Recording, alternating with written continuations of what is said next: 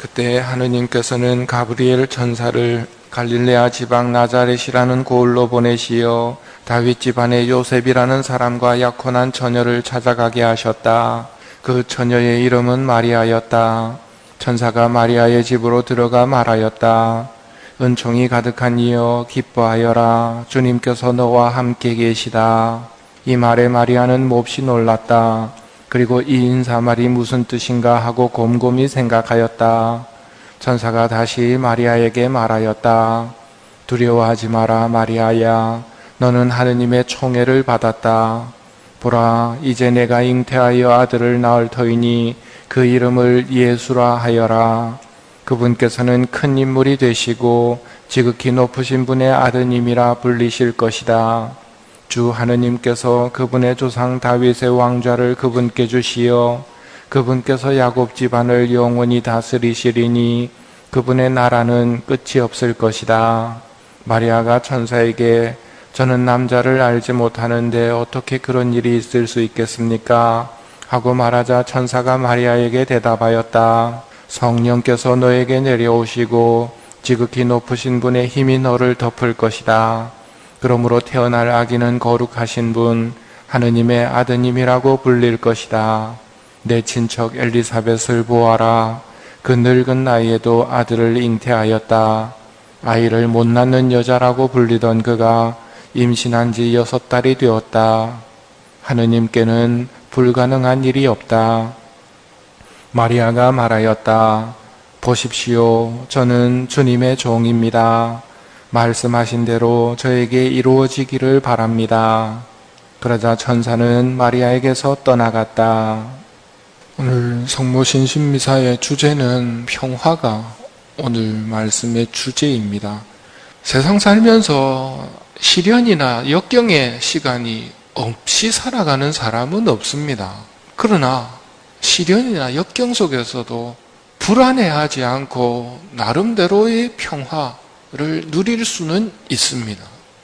그게 세상이 주는 평화와 다른 예수님이 주시는 평화고 그 평화를 우리는 갈망하는 거거든요. 다만 전쟁이 없는 상태를 원하는 게 아니죠.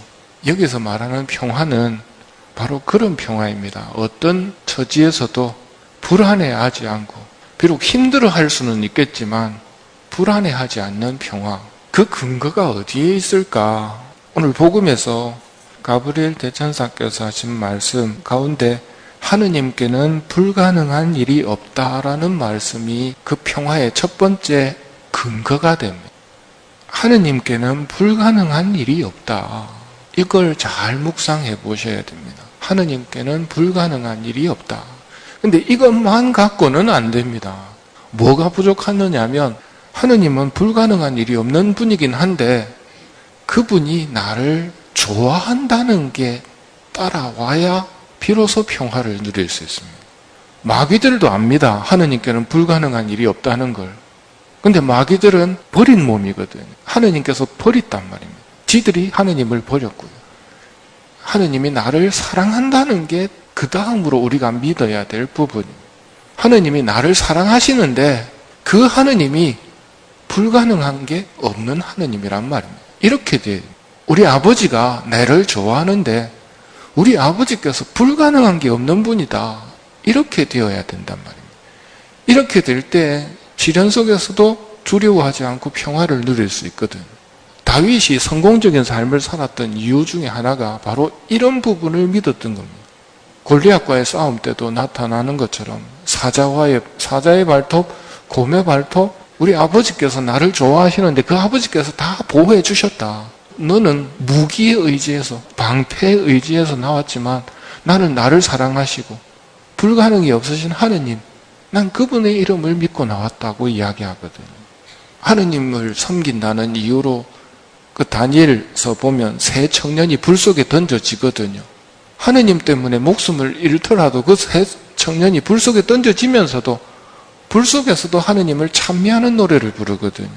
왜냐하면 죽더라도 나를 살리는 게 불가능해서 죽는 게 아니라는 걸 알기 때문에 하느님이 나를 사랑하시고 그분은 불가능이 없으시지만 우리가 여기서 영원히 살 거는 아니지 않습니까? 죽어야 천국을 가지요.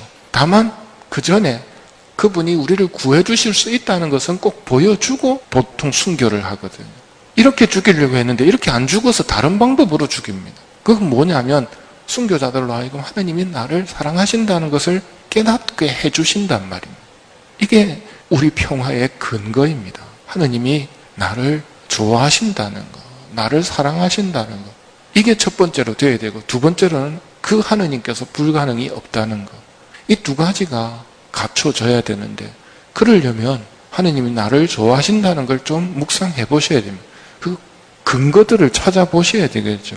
지혜서에 보면 하나님이 미워하는 거 만들었을 리가 없다고. 다음으로 예수님께서 돌아가신 거 누구 때문입니까? 나 때문입니다. 내 살리려고. 왜 피를 흘리십니까? 미사 때마다 내 죄를 용서해 주려고. 이걸 믿어야 되거든요. 그 다음 그분이 불가능이 없다는 것. 이것을 믿는다면 현세의 풍파 속에서도 두려워하지 않고 깨지지 않는 평화 속에 살아갈 수 있단 말입니다. 그렇게 될 때 두려워해야 되는 것은 딱 한 가지뿐입니다. 주님으로부터 내가 혹시나 떨어질까? 너희는 나를 떠나지 마라. 나도 너희를 떠나지 않겠다 약속해 주셨으니까 내가 떠나지만 않으면 되는 거거든요. 이제 그 걱정을 해야 되는 겁니다. 하느님께서 나를 사랑하신다는 것에 대해서 좀 묵상해 보시고, 그 하느님께는 불가능이 없다라는 가브리엘 대천사의 말씀을 잘 새기고 산다면 세상의 어려움 속에서도 우리 천주교 신자들은 좀 더 가볍게 평화 속에서 하늘나라에 들어갈 때까지 걸어갈 수 있지 않을까 싶습니다.